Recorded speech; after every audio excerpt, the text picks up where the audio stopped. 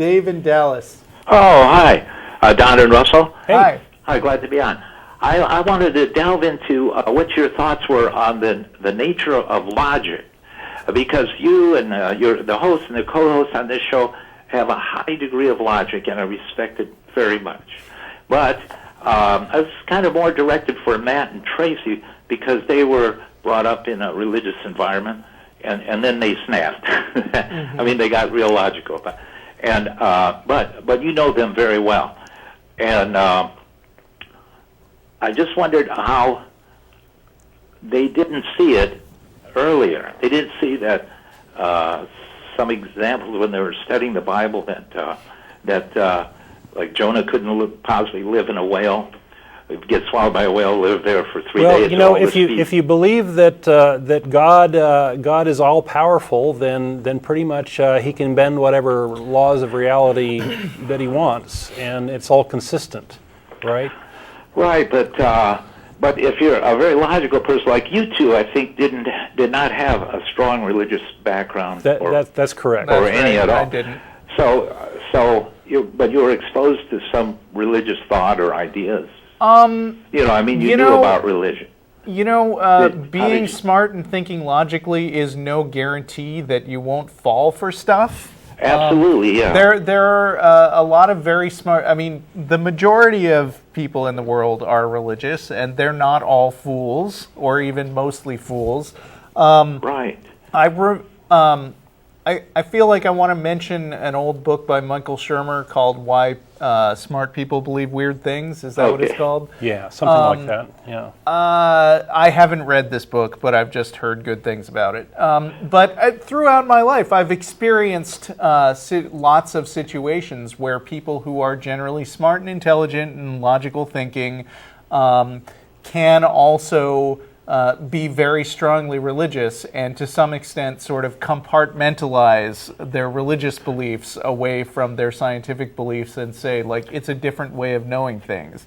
And there have been different kinds of things that I considered some kind of a scam. Like, for instance, when I was almost through college, I got pitched for a group called Amway, which I concluded is kind of a scam and even a little bit culty.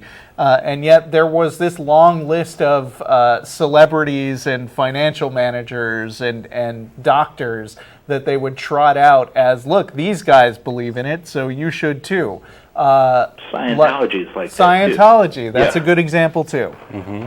Well, I know, and I just 2 weeks ago I read the profile on Matt, and he gave the same answer, and I was glad to see that because it explains everything. He said he was sorry that he compartmentalized religion to keep it safe from skeptics or skepticism.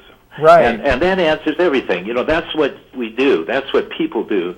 And you sort of let logic go. I mean, everybody has some degree of logic. If you drive a car, you go to the store, the grocery list. Sure. You're using logic, but let me flip it around, Dave. A lot of people can delude themselves about various things and be mistaken or go along with the gimmick without thinking about it, and that's part of human nature. You just have to be on guard for it. Right, especially if you're raised in a religious family background, and then you continue maybe in college with. I spoke to a man that was probably 20 years out of college. He's a lawyer, very smart guy, and I asked him why he was religious in the past. He's not now because he's just expounding all the fallacies of the Bible now. But he said he was in a religious family, very strong religious family. He went to college where they had theology courses, and he took those courses. But his senior year, it occurred to him that it was all wrong, that the religion was deceiving him. And I asked him why. How could he? Because he must have been very logical to argue law cases as a lawyer.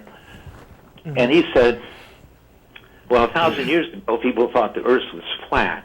And you looked around, and everybody probably agreed because they had nothing else to compare it to. And it's just like what it seems to be. So you're raised in a religious family, and you go take theology courses. But somewhere there, so that's the excuse. But then I thought, well, everybody goes to school, private or public, except a few gypsies maybe. But you have math classes in high school, trigonometry, geometry, algebra, and then you take science. So, you have to be you're forced to think logically and improve your logical thought. Right. But Well, often you don't, hold up your beliefs, education in most communities is a secular thing in the sense that they're not holding up religious beliefs to scientific claims or whatever, and so you can compartmentalize. Yes, it would be a separate And I want to make another point here, and that is that people who come to atheism, they don't tend to come there's not generally an epiphany moment where all of a sudden the house of cards falls. It generally tends to be a long process of thinking about it and saying, this doesn't make sense. Let me read more, and it's a process. And I've seen it take as long as 10 years with various people, and that's much more common than. I've never heard of really anybody saying, "Snap, I was an atheist." It's really more of a process and thinking through it sort of thing, and it takes a while to do that. That seems to be the case. I have one example that I just heard a couple months ago about a sociologist or psychologist that was studying children between the age of 4 and 8 or 10, and she said, children. I think Tracy mentioned something about this months ago, that we're purpose-driven. Like, what are your ears for? What is your nose for? They want to know why, and they want to know a purpose. And then shown like a picture of some pointed rocks. Are these rocks there with two choices? Are these rocks there because minerals deposited over a long, long time, or are they there for animals to scratch their backs on? And of course, that's the purpose. Or so anyway. Purpose-driven, so when you get to high school... And Dave? I think we're going to move on to another caller now. Oh, okay. Well, thank you. Thanks for calling. Okay, bye-bye. Bye.